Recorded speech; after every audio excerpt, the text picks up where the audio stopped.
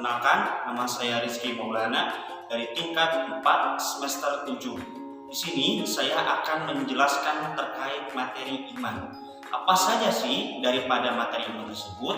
Yang pertama ada definisi iman. Yang kedua adalah pilar-pilar iman sekaligus dalil naklihnya. Yang ketiga ada ciri-ciri orang yang beriman. Yang keempat problematika keimanan seseorang, dan yang kelima hikmah dan manfaat keimanan seseorang.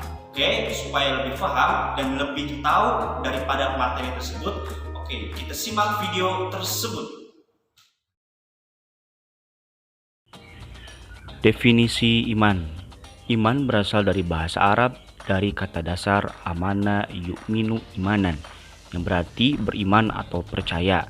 Adapun definisi iman menurut bahasa berarti kepercayaan, keyakinan, ketetapan atau keteguhan hati. Imam Syafi'i dalam sebuah kitab yang berjudul Al-Um mengatakan, sesungguhnya yang disebut dengan iman adalah suatu ucapan, suatu perbuatan, dan suatu niat di mana tidak sempurna salah satunya jika tidak bersamaan dengan yang lain. 6 pilar iman itu antara lain adalah yang pertama, iman kepada Allah Subhanahu wa Ta'ala. Yang kedua, meyakini adanya rasul-rasul utusan Allah Subhanahu wa Ta'ala. Yang ketiga, mengimani keberadaan malaikat-malaikatnya Allah Subhanahu wa Ta'ala. Yang keempat, meyakini dan mengamalkan ajaran-ajaran suci dalam kitab-kitabnya. Yang kelima, meyakini akan datangnya hari akhir. Dan yang keenam, mempercayai qada dan qadarnya Allah Subhanahu wa Ta'ala. Pokok pilar ini sebagaimana yang disebutkan dalam Al-Quran surat An-Nisa juz 4 ayat 136 yang artinya sebagai berikut.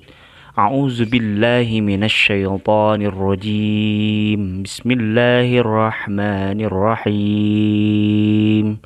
Ya ayyuhallazina amanu aminu billahi wa rasulih wal kitabil ladzi nazzala ala rasulih wal kitabil ladzi anzala min qablu wa man yakfur billahi wa malaikatihi wa kutubihi war rusulih wal yaumil akhir faqad dhalala dhalalim ba'ida.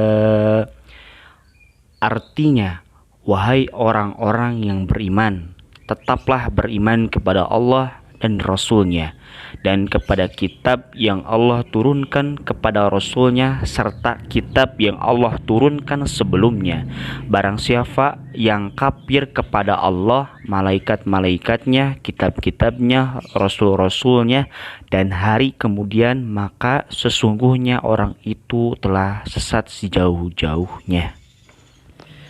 Dijelaskan dalam tafsir Kemenag surat An-Nisa ayat 136, menyeru kaum muslim agar mereka tetap beriman kepada Allah, kepada Rasulnya Muhammad sallallahu alaihi wasallam, kepada Al-Quran yang diturunkan kepadanya, dan kepada kitab-kitab yang diturunkan kepada rasul-rasul sebelumnya.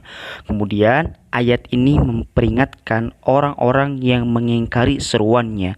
Barang siapa yang mengingkari Allah, para malaikatnya, kitab-kitabnya, dan hari akhirat, ialah tersesat dari jalan yang benar, yaitu jalan yang akan menyelamatkan mereka dari azab yang pedih dan membawanya kepada kebahagiaan yang abadi. Oke, lanjutkan kepada tanda-tanda orang beriman. Nah, adapun tanda-tanda orang yang beriman diantaranya dijelaskan dalam sebagai berikut. 1. Jika mendengar nama Allah Subhanahu wa Ta'ala disebut, maka bergetar hatinya. 2. Senantiasa bertawakal atau berserah diri setelah bekerja keras dan berdoa kepada Allah Subhanahu wa Ta'ala. Dan yang ketiga, selalu tertib dalam menegakkan dan menjalankan sholatnya sebagai kewajiban umat muslim. Selanjutnya kita membahas kepada problematika praktik keimanan. Problematika praktik keimanan di sekitar kita di tengah semakin pesatnya perkembangan teknologi informasi dan komunikasi saat ini, grafik kenaikan penyimpangan perilaku moral dan pelanggaran norma seolah berbanding lurus dengan tingkat kemajuan peradaban kita. Menurut Abu Bakar bin Lal, 5 ujian keimanan yang dihadapi oleh orang-orang mukmin saat ini yaitu 1. Mukmin yang saling mendengki. 2. Kaum munafik yang membenci kaum mukmin. Yang ketiga, godaan hawa nafsu dari dalam diri setiap mukmin. Itulah yang menjadi problematika praktik keimanan di zaman sekarang. Oke, kita lanjut kepada materi yang terakhir, hikmah dan manfaat iman.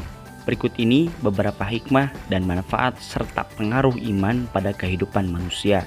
1. Iman menghilangkan sifat kepercayaan manusia terhadap makhluk. 2. Iman menanamkan sikap tidak takut menghadapi kematian.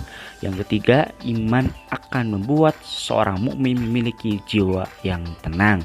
Semoga dengan kita mempelajari materi tentang keimanan, semoga kita semuanya menjadi hamba yang beriman kepada Allah Subhanahu wa Ta'ala dan kepada Rasul-Nya.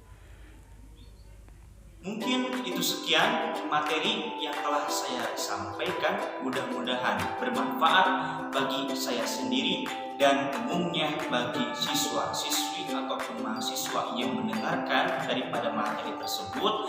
Mudah-mudahan menjadikan keilmuan bagi kita semua untuk mengamalkan dalam kehidupan sehari-hari.